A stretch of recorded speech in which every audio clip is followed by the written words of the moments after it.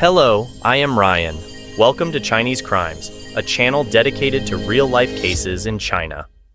Have you ever heard the bizarre stories about the Underworld? The notorious kingpins with immense wealth? If you haven't heard about the name Liu Han, the once influential figure who controlled China's market, then you're truly missing out. The man shedding tears in court is Liu Han. He was one of the wealthiest tycoons in China at that time. When it comes to the Underworld, people often think of Liu Huaqiang. But what we're about to delve into about Liu Han is even more chilling. He specialized in various business activities, ranging from finance, securities, energy, to politics. His empire, including real estate and other assets, amounted to an astonishing 40 billion yuan. But beyond these facts, he was exceedingly ruthless. The three gunshots that shocked Sichuan. Let's rewind to 2009. Specifically at 3 p.m. on January 10th, 3 people were ruthlessly shot to death in Guanghan, Sichuan province. Additionally, 2 others were injured due to stray bullets. The incident lasted less than a minute, with the assailant shooting and fleeing the scene. Immediately afterward, a special task force was formed, and 2 suspects, Yuan Xiaohua and Zhang Donghua, were swiftly apprehended. However, in reality, these 2 were just hired guns. The mastermind behind them was Liu Wei.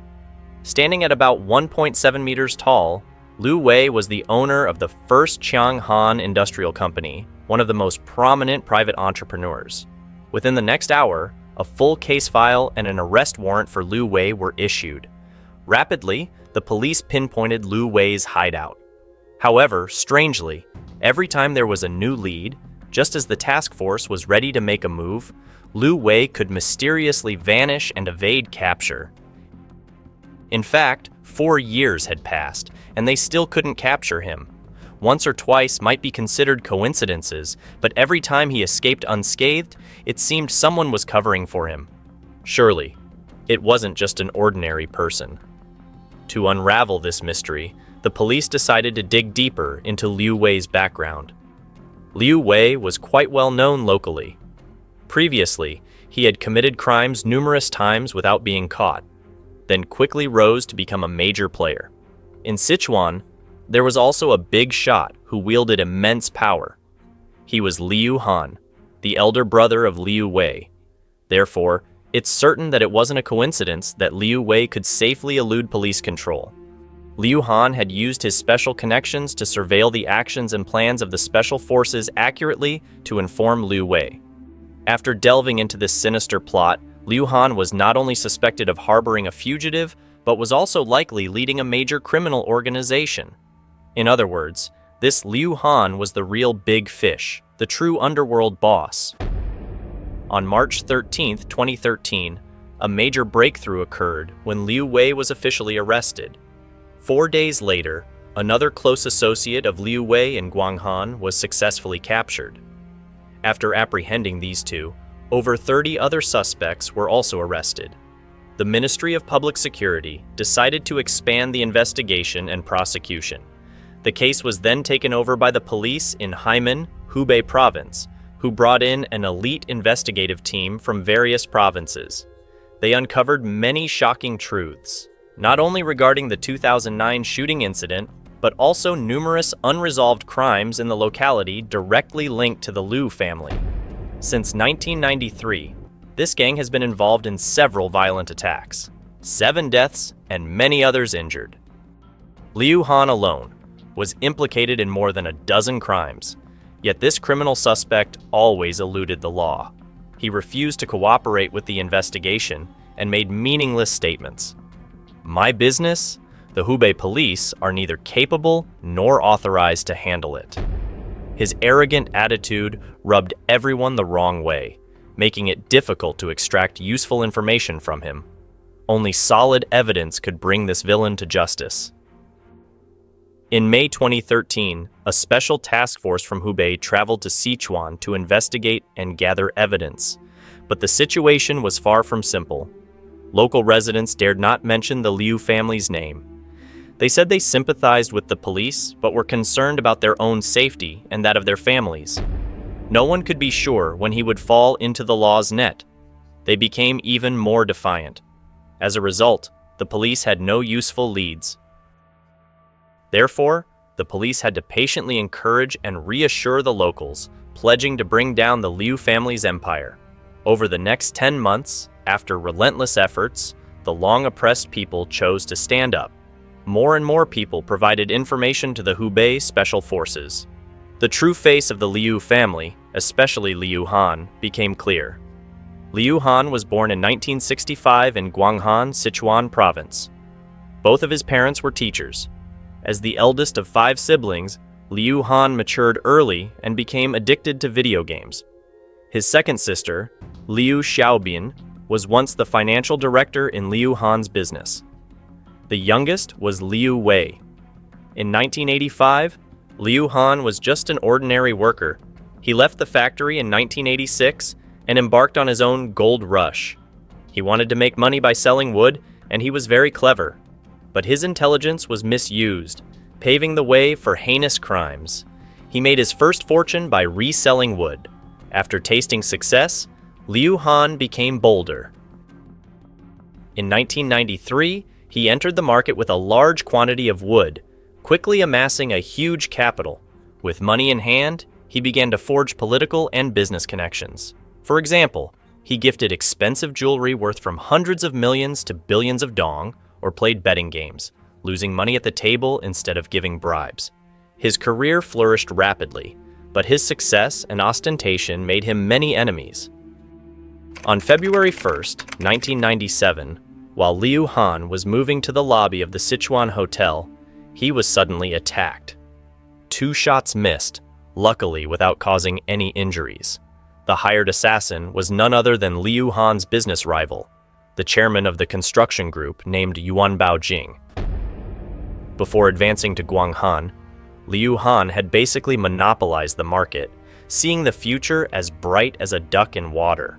He quickly used all his connections and power to manipulate and change the market rules. As a result, Yuan Baojing lost more than 90 million yuan, and he also learned about the murky affairs behind it, so he was determined to eliminate Liu Han to settle the grudge in his heart. But at that time, there were no surveillance cameras, so the gunman could openly fire. It also took the police a long time to confirm Yuan Baojing's crime. Later, due to internal conflicts, he continued to hire assassins, leading to the death of a person. By January 13, 2005, Yuan Baojing was sentenced to death. Before being executed, he contributed assets worth about 49.5 million yuan to the state. Some say he was trying to save his own life, but the outcome remained unchanged. On March 17, 2006, Yuan Baojing was executed by lethal injection. He became the first person in China to be executed by lethal injection. Returning to the main character. After the encounter with Yuan Baojing, despite narrowly escaping death, Liu Han became very concerned about his safety. He entrusted his younger brother, Liu V, to protect him, equipped with rifles and other weapons. It's recognized that this family is very united. Liu Han orchestrates from behind the scenes, while Liu V handles removing obstacles and establishes a specialized force for that purpose. In March 1997, a month after the shooting, Liu Han invested 99 million yuan to establish the Hanlong Corporation in Mianyang. However, the company's leader was not him, but his sworn brother named Sun. He also established a security unit in Hanlong, recruiting idle people in society to find stable employment. In 1998, Liu Han's company developed real estate in Xiaodao Village, Tianhu District, Mianyang City. The compensation and demolition disputes escalated their conflict with the villagers. On August 13th, a team of his subordinates was sent to remove obstacles. As a result, a villager was tragically stabbed to death. Later, to advance the gaming and gambling market, Liu V ordered his men to shoot his rivals on the streets. In early 1999, another mafia figure threatened to bomb the Hanlong bowling alley. Upon hearing this, Liu Han immediately ordered assassins to handle it. Afterward, Liu Han tried every means to exploit his relationships to cover up these horrific crimes. Liu Han quickly became the mafia boss in Guanghan and Mianyang City. Those unlucky enough to provoke the boss had to leave home and go into exile. It is estimated that more than 100 people have been terrorized by Liu Han's gang, but most dared not report it. Everyone was afraid to mention Liu Han's name. In 2008, Chen Puyu, a gangster in Guanghan, was released from prison and threatened to seek revenge on Liu Han's brothers. As a result, Liu V ordered his subordinates to deal with Chen Puyu. "I'll take care of it all," Liu V said. After 2000, Liu Han expanded beyond all limits. When a profitable project emerged, he became greedy, wanting to monopolize it. Even when competitors appeared, they would resort to intimidation to force them to give up. Anyone who opposed him would suffer. Either they would be beaten to death, unable to take care of themselves, or they would disappear completely. That's how Liu Han used money to clear the way and guns to clean up. At the peak, his total assets exceeded 40 billion yuan. His life was extremely luxurious, with ordinary meals costing tens of thousands. The largest meal cost over 800,000 yuan. Liu Han owned a top collection of luxury cars in the world. Dozens of them, each valued at a fortune, lined up in a large warehouse. He often drove a Rolls-Royce worth over 13 million yuan as the chairman of the board of directors of the corporation. In this way, the Han Long Group became the largest private enterprise in Sichuan. Liu Han himself had been elected as a standing member of the Sichuan province for 3 consecutive terms. He held over 20 personal titles and had been described by Forbes magazine as a genuine billionaire. Continuing with the case, in May 2013, the police began to focus on collecting and confirming evidence. Digging deeper into the case encountered numerous difficulties. According to a dataset, over 400 police officers traveled 100,000 kilometers from all over China, interrogating over 600 people and obtaining more than 1,000 witness statements. On March 31st, 2014, including Liu Han and Liu V, a total of 36 individuals related to a series of gang-related cases were publicly tried at the Haimen Intermediate People's Court in Hubei Province. Liu Han was given a hearing aid due to hearing problems, and a cushion was placed on his chair for comfort, all because of his health. They also helped him assemble a defense team of renowned lawyers and scholars. All of this was to make Liu Han's organization humbly plead guilty. In court, before the eyes of the prosecutors, a large amount of evidence and the testimonies of 1,480 witnesses were presented. Liu Han's attitude was simply indifferent, saying, "I don't know," to all accusations. He only admitted to covering up for family members out of familial affection, namely Liu V. He denied all allegations of violent crimes. Liu Han's arguments were full of fallacies and had nothing to do with his crimes. The prosecution seized the opportunity, presenting evidence of Liu Han's illegal gambling businesses. According to the testimony of bodyguards, from May to October 2008, Liu Han frequently organized gambling in private clubs, pumping money and providing on-the-spot loans, resulting in millions of dollars in illegal revenue.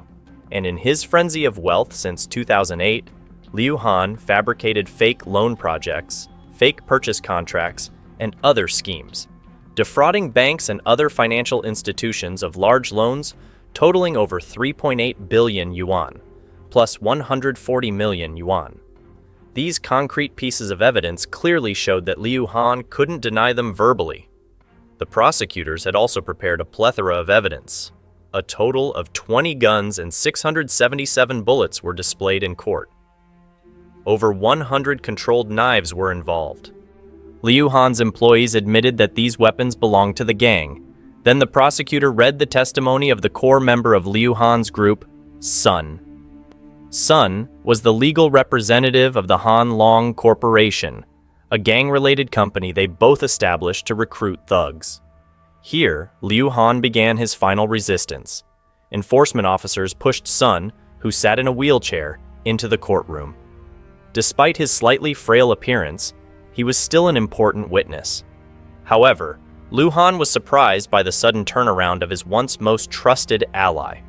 Next, his first wife, Yang, whom he married in 1997 and lived with for 16 years, testified to some of the criminal activities of Liu Han's criminal gang.